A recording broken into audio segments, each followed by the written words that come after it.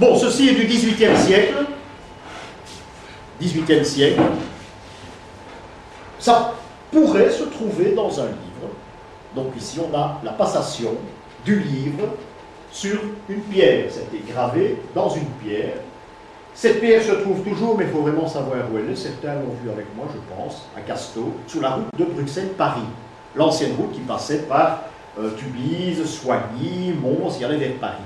Cette route, je ne veux pas dire qu'elle est insignifiante, parce que le shape existe tout de même à Casteau, pas loin d'ailleurs de ce relais de poste. Il s'agit d'un relais de poste. Alors, il faut décrypter cela, parce que vous imaginez qu'il y a des choses qui ne collent pas, qui ne tiennent pas la route, en tenant compte qu'on ne fait pas rarement des fautes d'orthographe. Lorsque vous voyez des fautes d'orthographe, c'est qu'il s'agit d'un accroche-regard. Et des accroche-regards, il y en a beaucoup. Hein, du moins à cette époque-là. Il y a parfois des fautes d'orthographe sur les pierres tombales. Parce que celui qui grave n'est pas censé savoir lire et écrire. C'était souvent le cas. Donc il a un modèle, et il respecte son modèle. Mais il ne sait pas lire ni écrire. C'était très souvent le cas pour ceux qui ont bâti les cathédrales, etc. Hein? Donc, cette pierre se situe sous la route de Paris, donc à l'entrée d'un relais de poste, qui n'est plus un relais de poste, maintenant c'est une ferme, une entreprise agricole. Mais on est en plein XVIIIe siècle en voyant cette pierre. En plein XVIIIe siècle. Qu'est-ce qui frappe d'abord? Il y a un symbole, ou une marque, je préfère la marque, mais enfin le symbole c'est ceci. Nous avons un corps. Automatiquement, le corps est lié au relais de poste. Donc là, on peut être certain, nous sommes ici, en face d'un relais. Nous avons affaire à un relais de poste, c'est ici que l'on s'arrête. Les relais de poste ne sont pas ce qu'on dit habituellement, ce ne sont pas des endroits où on mange le soir, où on fait bonbons, et le lendemain on part avec d'autres choses. Ce n'est pas uniquement cela. C'est ce genre de relais de poste. Eh bien, il peut y avoir des militaires, des officiers, ce qui était le cas ici d'ailleurs. Chose qui était intéressante ici, c'est qu'on était, à un moment donné, au XVIIIe siècle, c'est la guerre entre les Français et les Anglais, mais là, à cet endroit, on a attesté que les officiers français venaient rencontrer des officiers anglais à cet endroit. Donc, on parle d'autre chose que de sujets guerriers. On va parler philosophie, par exemple, ce qui va donner naissance au renouveau dans les loges maçonniques, entre autres. Donc, un endroit qui est ouvert à tout le monde, le relais de poste, mais ici, il y a quelque chose en plus qui s'adresse à l'initié. Il y a encore une chose, c'est bien sûr à la poste royale. Il y a bien sûr des lettres qui sont liées, il y a une magnifique faute d'orthographe au bout. Hein. Alors là, on pense immédiatement que ces gens ne savaient pas écrire, hein, c'est une erreur. Il y a la date, mais une date qui est très curieuse finalement, parce que vous avez 1745, et jamais vous ne verrez une date qui est séparée de cette façon-là. J'attends un deuxième exemple. Hein, c'est très curieux. Donc il y a une anomalie. Alors, ce qu'il faut faire ensuite, c'est examiner la raison pour laquelle on a placé à la poste royale, en 1745, ça tient bien la route. Seulement, il faut savoir une chose, c'est qu'à cette époque-là, ce relais de poste ne se trouve pas en France, mais en Belgique, c'est-à-dire dans l'Empire. Jusqu'à preuve du contraire, il n'y a pas de roi qui règne sur l'Empire à cette époque-là. Ce sont les Habsbourg qui règnent chez nous. Il n'est pas question de parler de royal, et surtout pas de royal, hein, mal accordé avec le mot poste. Donc, on se pose une question. Cet exposé ne s'adresse pas uniquement à cette reproduction, à ce dessin, à cette pierre. L'exposé que j'essaye de vous donner colle avec tout ce que vous pouvez décrypter dans ce genre. Il y a donc une matière, il y a une façon de décrypter. Moi, c'est un tic. Quand je vois un mot comme cela, eh bien, je compte le nombre de lettres. Après avoir fouillé l'ensemble, vous avez vu où vous vous trouvez, vous avez vu cette date qui ne fonctionne pas bien, il y a un problème, Et vous comptez les lettres. 1, 2, 3, 4, 5, 6, 7, puisqu'elle en compte 2. Oui, 9, 10, 11, 12. Ça, c'est un chiffre magique. Donc, à partir de ce moment-là, il y a quelque chose. Il y a un message. Voilà la démarche. Il suffit d'examiner la suite en prenant les ordonnances. Les fleurs m'interpellent également. Vous verrez qu'il y en a 12. Également. Ces fleurs concordent automatiquement. Pourquoi les fleurs? Parce que bien souvent, ce sont des roses stylisées. Bon, ici, ça peut être des marguerites, mais nous sommes tout de même au XVIIIe siècle. Ça peut être des roses stylisées, mais il y en a également 12. En principe, ça donne un plus, ça donne du crédit à la formule qui se trouve en dessous. Alors, il faut prendre ces deux pièces qui représentent également ces 12 fleurs qui se trouvent là. Alors, on a une indication symbolique, c'est que cette petite pièce, au XVIIIe siècle, on l'appelle un denier. Un denier. Le denier correspond, il n'y en a pas 12, il y en a 2. Le denier correspond aux fleurs qui sont là tout autour, ce qui veut dire que ceci donne du crédit à ces deux deniers. Nous allons plus haut et nous avons 2 coupes. Vous pouvez mettre au-dessus. Nous avons 2 coupes. Il y a donc 2 coupes et 2 deniers. Alors, ceux qui ont fait du tarot, par exemple, ceux qui ont fait du tarot savent que 2 coupes et 2 deniers veut dire bienvenue. Donc, il y a un message de bienvenue ici qui s'adresse à ceux qui connaissent le tarot, c'est-à-dire au XVIIIe siècle, aux initiés. Parce qu'on connaît le tarot, nous allons nous amuser avec ça, quoique je n'étale pas les cartes, c'est pas du tout ça. Mais le tarot, c'est très intéressant pour la symbolique de la Renaissance. Déjà à partir de la fin du XVe siècle, on parle d'une symbolique dans le tarot. Ça, nous verrons plus en détail. Donc, il y a une référence au tarot, 2 deniers, 2 coupes, c'est la bienvenue.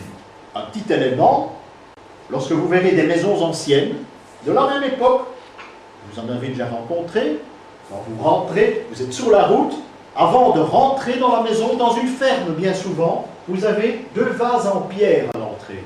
C'est un signe de bienvenue. Ça n'a pas été, c'est pas un ornement, c'est pas pour faire plaisir aux propriétaires qu'on a placé ça. Non. Non. Il s'agit d'un message de bienvenue. Encore, ça nous vient du tarot, à l'époque où on va l'exploiter au XVIIIe siècle. On va l'exploiter. Donc ça, il faut retenir, c'est intéressant. Parfois, j'en rencontre comme cela, et surtout à Hainaut. Hainaut est très grand, au nord de la France aussi. Maintenant, vous regarderez. Alors bon, ces chiffres peuvent nous interpeller. Cette bienvenue doit être concrétisée d'une certaine façon. Vous devez obligatoirement ajouter ces chiffres entre eux. Nous avons 7 et 1, ça nous fait 8. Nous avons 4 et 5, ça nous fait 9.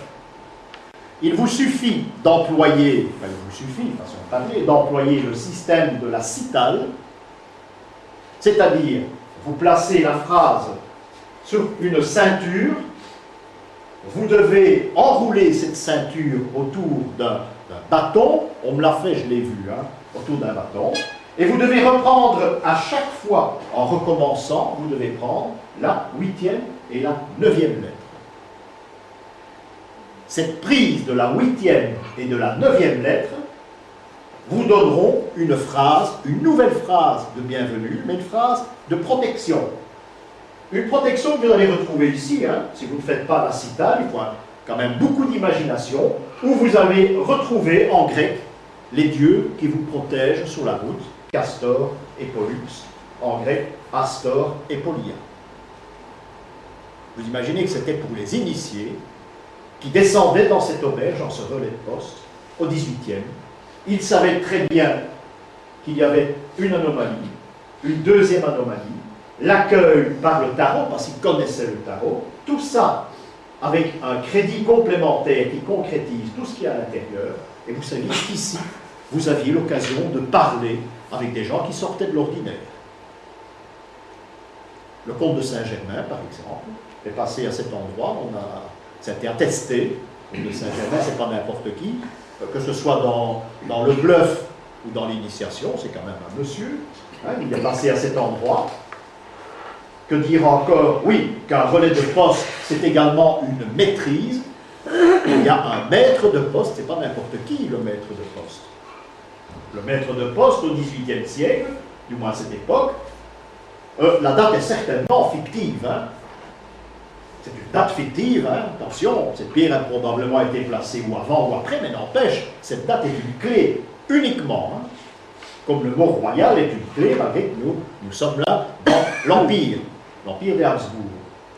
La maîtrise à la poste, le maître de poste est quelqu'un qui est initié, il est franc-maçon également. Tout en étant franc-maçon dans une loge, il doit obligatoirement appartenir à une loge bruxelloise, et qui a été conçue par Charles de Lorraine.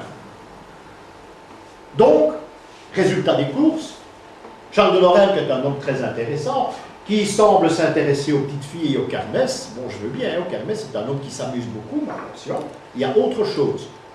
Mais beaucoup plus intéressant, c'est un grand scientifique, il a écrit des traités, mais qu'on a brûlés ou on a supprimés, hein, parce que ça ne faisait pas sérieux, surtout qu'il n'avait pas pris de pseudonyme. Donc,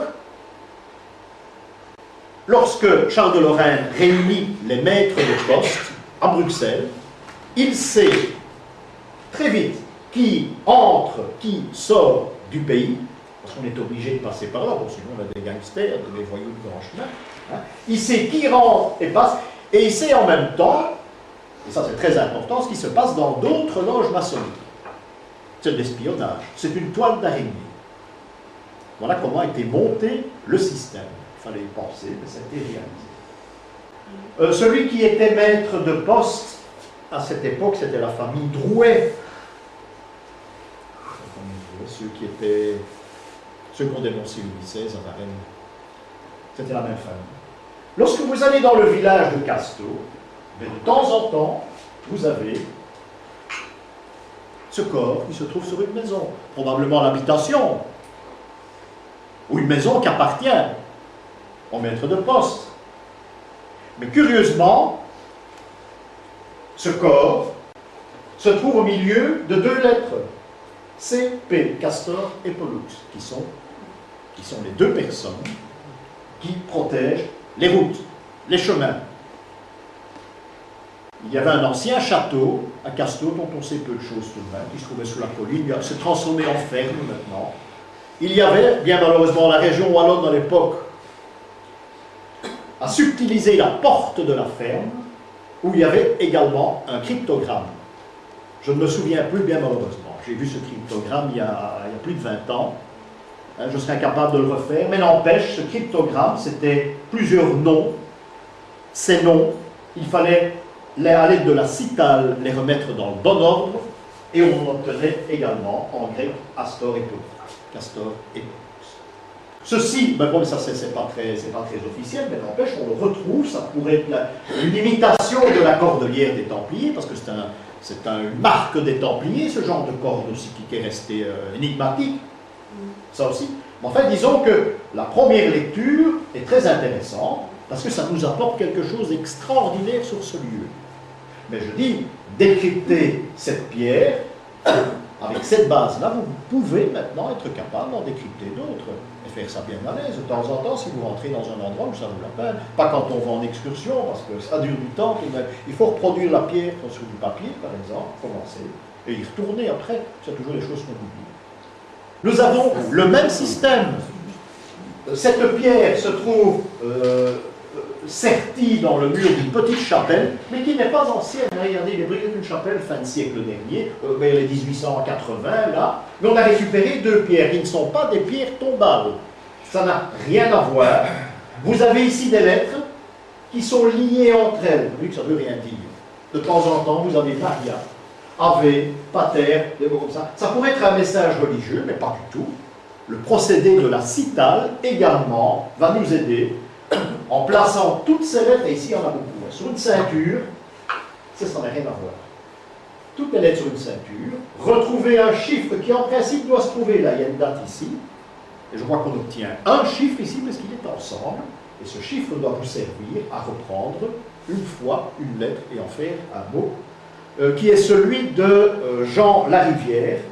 Jean Larivière qui était un franc-maçon, qui faisait partie de la loge bruxelloise Charles Lorrain. Larivière qui est architecte aussi, à Montois, et qui était affilié à la loge, à la grande loge de Mons, que nous avons déjà vu ensemble, je pense. Et la loge porte son nom également, en souvenir de ce grand monsieur dont on ne parle plus dans le livre. J'ai un jour assisté à une émission qui a été réalisée par le patron de Télétourisme, il y a déjà très longtemps. Eh bien, il s'est placé devant l'entrée du relais de poste, devant cette plaque, il a simplement dit que les gens au XVIIIe siècle ne savaient pas écrire, on croyait qu'on savait écrire, on ne savait pas écrire. Ça s'est limité à ça. Hein. Télétourisme. J'ai dit c'est honteux.